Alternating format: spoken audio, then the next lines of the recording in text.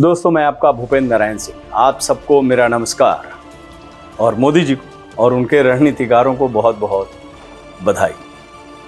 महाराष्ट्र के मजबूत किले को उन्होंने जिस अंदाज में कल बल छल से ध्वस्त किया है, उसके लिए क्या वो बधाई के पात्र हैं? क्या उनको इस बात की बधाई देनी चाहिए? वाकई वहां आपकी टीम ने गजब का काम किया है। एक लोकतांत्रिक तरीके से चुनी हुई सरकार को जिस अलोकतांत्रिक तरीके से आपकी टीम ने गिराया है और गिराने की कोशिश की है, उसके लिए इतिहास हरदम आपको याद रखेगा। पिछले 2 सालों से जिस तरह से बिना थके बिना रुके विपक्षी विधायकों को अपने धन बल बाहुबल से कब्जा करने की कोशिश हो रही है, उसके लिए उस टीम को जितनी प्रशंसा की जाए वो कम है। जिस फुर्ती से शिवसेना के बागी विधायकों को चार्टर्ड प्लेन से पहले सूरत फिर गुवाहाटी पहुंचाया, उनकी वो फुर्ती काबिले तारीफ है। सूरत और गुवाहाटी में जिस तरह से बागी विधायकों को 5 सितारा होटल में, जहां पर बाढ़ से लोग परेशान हैं, उस 5 सितारा होटल में जिस तरह से शानदार स्वागत किया, वह एक अच्छे मेजबान होने का सबूत भी है। शिवसेना के बागी विधायक रोना रो रहे हैं विधायक फंड का।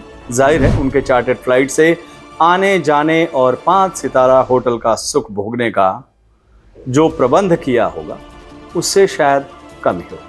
इस बात के लिए भी तारीफ होनी चाहिए।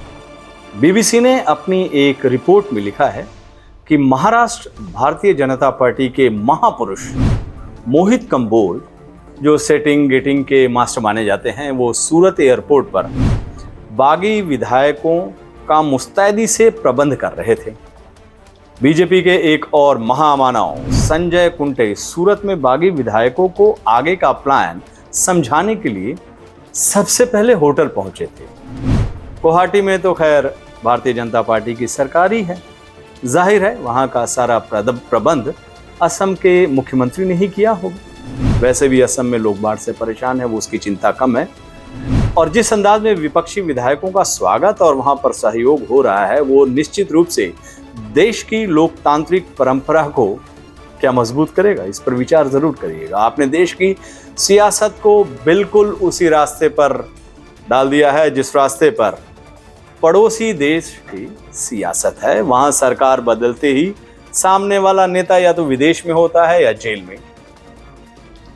आपने भी यहां भी वही हाल बना दिए हैं। इसके लिए आपको अलग से बधाई मिलनी चाहिए।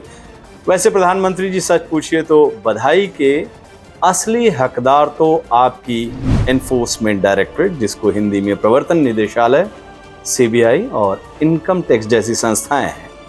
आपके कार्यकाल में क्या शानदार काम कर रही हैं ये सरकारी संस्थाएं। देखिए, इन्हीं की काबिलियत की वजह से महाराष्ट्र के 2 मंत्रियों का नाम जेल रजिस्टर में दर्ज हो गया। विरोधी विधायकों को अलिखित संदेश भी मिल गया, रहोगे बीजेपी के साथ तो अवैध साम्राज्य रहेगा आबाद, विरोध करोगे तो हो जाओगे बर्बाद। इसी संदेश का असर है कि सारे बागी विधायक अब बीजेपी के साथ सरकार बनाने की बात कर रहे हैं, वो भी गुवाहाटी में, वो भी असम में, जहां पर सबसे बड़ी समस्या बाढ़ की है। मोदी जी, आपकी टीम की ये बात काफ़ी अच्छी लगी कि सब कुछ करने के बावजूद वो कह रहे हैं कि ये शिवसेना का अंदरूनी मामला है। आपकी टीम जिस अंदाज में पब्लिक में मैसेज दे रही है कि जो कुछ भी हो रहा है उससे उनका कुछ लेना देना नहीं है। असम के मुख्यमंत्री तो बोल रहे हैं कि उन्हें पता ही नहीं है कि विधायक वहाँ पे आ गए। वाह, काबिले तारीफ बात है ये। बिना चाकू कैंची उठाए महाराष्ट्र में जिस अंदाज में ऑपरेशन लोटस का अंजाम दे दिया, वो अब भारत के गौरवमयी लोकतांत्रिक इतिहास में स्वर्ण अक्षरों में दर्ज हो चुका है। मोदी जी, क्या ही अच्छा होता अगर आप अपने एक वक्तव्य से इस पूरे वाक़े पर अपनी मुहर लगा देते। अगर मुमकिन हो तो देश की इस इच्छा का सम्मान कीजिएगा। बाकी सब कुछ तो सब देख ही रहे हैं। नमस्कार।